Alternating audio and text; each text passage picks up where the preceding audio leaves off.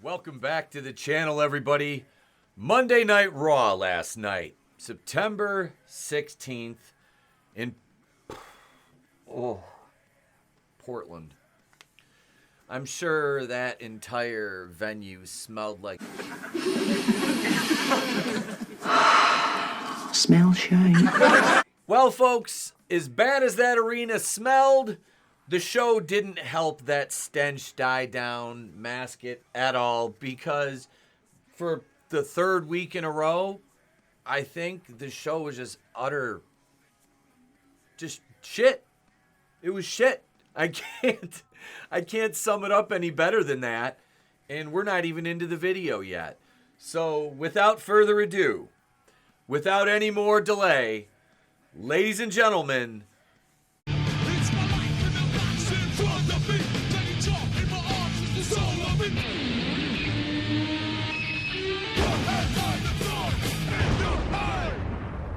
we start out the show with the entrances into the building that I think is ridiculous. And Joe Tessitore calls Bronson Reed a globe-shaped intimidator. That's an interesting choice of vernacular. Who are we going to start out the show with? Well, folks, it's CM Punk. Oh, boy, here we go. He is not happy after what happened last week on Raw or whatever. I don't know. But he comes out, cuts a promo, talks about the Hell in a Cell match at Bad Blood, and we're getting a Hell in a Cell match at Bad Blood. And, oh my God, if they put CM Punk over in this, I'm just going to laugh. We're in for a real treat next as Sheamus takes on Transman Pete Dunn. And look at the size difference between these two. I mean, come on. Seriously, you can't have Sheamus feud with anybody who's actually believable that could stand in there and go toe-to-toe with him. Let's look at the tail of the tape. Sheamus is like 6'5", 265 pounds. Pete Dunn is, I don't know, what, like 5'10", 205 pounds? It's just ridiculous. I can't buy this. There's no suspension of disbelief. This is AEW having Orange Cassidy physically dominate Big Bill. This is how stupid this is. And I guarantee you, if Pete Dunne fought somebody his own size next week, it would be like tooth and nail, hard fought. You know, but against a bigger guy, it looks bad, and you cannot suspend your disbelief for this unless you're like deaf, dumb, and blind. I don't know. It's utterly, things that make you go. So Transman Pete Dunne tries to use a shillelagh. Sheamus gets a hold of it, but the referee takes it away from Sheamus. And Sheamus is like, hey fella, I didn't even do nothing wrong. You're looking at me like you want some of me. No, referee takes the shillelagh away, which allows Pete Dunne, when Sheamus's back is turned, of course, to get another foreign object from under the ring. And Pete Dunne grabs a fucking cricket bat, and watch how hard he swings this thing right at Sheamus. Completely fucking KOs him here. Whoa! That's a cricket bat! Let's send that one upstairs for an instant replay in slow motion, shall we?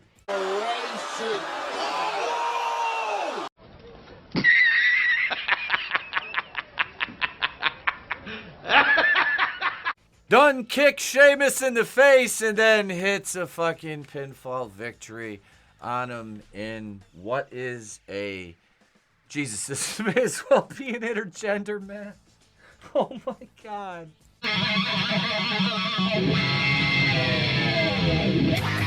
Heck up! Get up! That ain't gonna work for me, brother! Then we go to a backstage promo with Damian Priest and Rhea Ripley and Xavier Woods and who the fuck mid-card Jey Uso was that? I don't care. I don't care. No, and I don't care. What do you guys want me to cover next? On one hand, we have Zoe Stark of the Pure Fusion Collective. The lesbian! Or a Finn Balor and Rhea Ripley promo backstage featuring mid-card Jey Uso.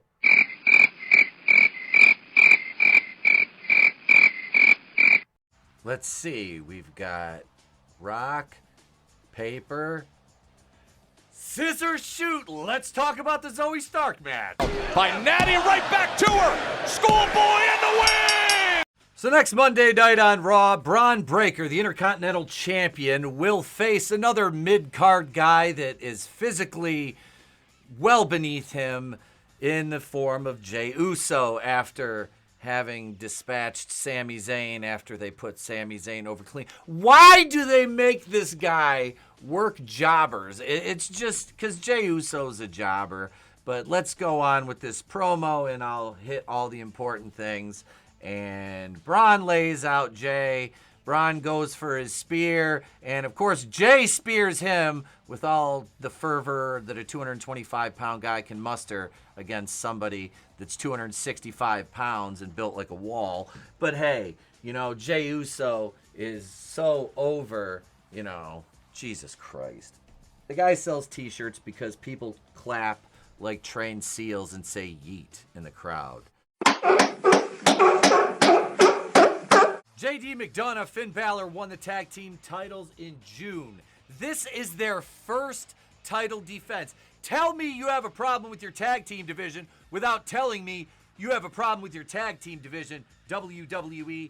And the New Day are taking them on, and I couldn't be less enthused about the Judgment Day. They're the Jobber Day versus the New Day. That doesn't make sense. But the New Day, oh God, I don't care about the fucking New Day. I don't care. I like Kofi Kingston. I've never liked Xavier Woods. The Judgment Day is just a bunch of fucking jobbers now. Let's go through this match. So after a bunch of fuckery, McDonough gets Woods in a chokehold, coup de grace from Balor, 1, 2, 3, and the Judgment Day retains their World Tag Team titles, their first title defense since winning the titles in June, and there is dysentery in the ranks of the New Day as Xavier Woods and Kofi Kingston aren't seeing eye to eye because Kofi employed the services of the LWO to keep the Judgment Day from interfering in the match, which didn't work. Distracted. Woods had McDonough pinned, and the referee was outside trying to break up the fracas out there. So, oh no, there's trouble within the New Day. Whatever shall we do? Nothing. I've told you guys before, I was a tag team wrestler, and I am a huge fan of tag team wrestling, always have been. Now, this whole thing with the Judgment Day holding the belt since June and no title defenses, WWE nobody puts any faith in tag team wrestling anymore. Like, you have really good individual tag teams, and you might have a program here and there, but to see a company with a flourishing tag team division doesn't happen on the mainstream now, because everything's singles or trios or big cluster fucks, and yeah, it really sullies tag team wrestling and gives it, just does it a disservice overall. You've got two sets of tag belts for no reason whatsoever. There should only be one set. There should only be one, you've got your world title. We've got the WWE Undisputed Championship, and we got the World Heavyweight Championship. What the fuck is that? We got the Intercontinental Championship and the U.S. Heavyweight Championship and the Women's Championship for Raw and the Women's World Championship for SmackDown and the SmackDown Tag titles and the World Tag Team titles and the NXT title and NXT Northern European Westminster Dog Kennel title. 2 hours later. Oh, it's time for Bianca Belair. You know what that means. Black Girl Magic! Much like they offered up Asuka and every other female that's faced Bianca Belair, she just buries them. Yeah, she buries them. And they get very little offense, and she always looks spectacular. You'll see these little glimpses like this, like the reversal, a little dive, things like that. But they always have to make sure that she looks stronger than her opponents, which I'm not taking anything away from her, but seeing her lose was nice because it's almost October and this is only her second loss of the year. Bianca suffered, as I said, her second loss of the year, and this was well overdue. She's not Goldberg. She's not, Hulk Hogan. give her a loss. She can handle losing a match. You've already booked her. Remember when she just physically destroyed Asuka, who was undefeated? Yeah, Pepperidge Farm remembers. Her taking an L, not going to hurt her at all. Nope. Main event of the show, Dirty Dom versus Priest in a squash. South of Heaven choke slam. 1, 2, 3. That's the match right there. And afterwards, of course, beatdown ensues. Judgment Day, the job day, whatever you want to call them. They come in, put the boots to Priest. Liv drops Rhea when she gets involved, shoulder into the stairs. But out comes Jey Uso to try to help. Spear! Spear! Spear!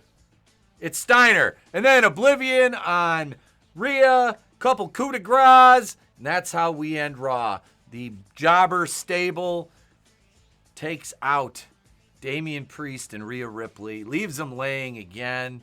The main event was wiggity whack, like fucking Criss Cross said back in the day. That's something that you kids might not have heard about.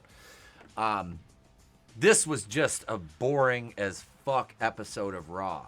Like, I mean, this was almost as insufferable as Dynamite last week, which unto itself was bad enough. But now we're dealing with this absolute shite. And I hope it gets better because, I mean, the drop-off in the lead-up to and post-WrestleMania has been steep. And the ratings are showing that. So, as much as we dog on AEW for the ratings, I mean, SmackDown was down to 1.7 million. Around WrestleMania time, before that leading in, they were 2.5, 2.6. And Raw was, around 2, 1.9, and now Raw's down. SmackDown has lost their audience, and they've switched to a new network. So, yeah, but they need some help in the creative department, or else this is going to get ugly real quick. And AEW has a better roster. I've said it before, and I know what you're thinking. You missed one big match tonight, Etep. You missed one big match. Well, relax, because we're going to talk about that right now, because it was pretty much the best segment of the show. Braun Strowman versus Big Bronson Reed. A hoss fight. Top rope goes off on the opening move of the match, so we take it to the outside. And have you ever been so mad that you chokeslammed a big guy, but then had a motherfucker thrown at you? Yep, that's me. You're probably wondering how I ended up in this situation. That was the case here as Bronson Reed threw this gentleman at Braun Strowman, and you just see a look of satisfaction on the big man's face. But that wouldn't last long, as he'd go through the barricade, get knocked over a crate, they'd brawl backstage, go up on top this big carrying container for some reason. Braun tips over the security cart, gets squashed through a table, puts Reed through a wall, and WWE owed Braun Strowman this one. He is, and I've jokingly called him, the biggest jobber in wrestling, and they have turned him into a joke. And it's good to see two big monsters come out and just have a good old hoss fight. And this was the best spot on the show. This was the most entertaining spot on the show, by far, hands down, all total, everything being equal, and I can't come up with any more phrases. But yeah, other than that, you take this spot out of the show, you've got a overall lackluster, boring program, which, I mean, you don't want to hear those words associated with your program, especially when it's professional wrestling. Let's face it, folks, if I did it, that ain't going to work for me, brother. For every single thing that didn't work for me on the show, we'd have an AEW review again with 16 of them, but it'd be WWE. And yeah, this was not a good show. Like I said, Strowman and Reed, highlights of the show. You got really nothing else. Nothing else of substance, nothing else of value. What, the CM Punk promo? We know it's going to be a cage match at Bad Blood. The Sami Zayn and Gunther, nobody cares. The women's tag team titles, nobody cares. It's just a bunch of shite. The Judgment Day are jobbers. Rhea Ripley is way more over than anybody else in that whole other angle, and she doesn't even have a title. Liv is the women's champion. Are they going to put it back on Rhea right now? We talked about it last night. The guys don't think so. I'm not sure. Who knows? Yeah. The product is not good right now. So those of you out there saying, oh, let Triple H cook, let Triple H cook. The only thing he's cooking up is a steaming pile of Shite. Oh, yes. That's shite. That's it, folks. Let me know what you think in the comments. Subscribe if you haven't yet. Ding the bell for notifications. Channel memberships available. Patreon. $2 a month. You can become a brain buster. Patreon.com/wrestlingwithhorror420. Thank you for watching. I'm Etep. Remember, it's always better to burn out than fade away.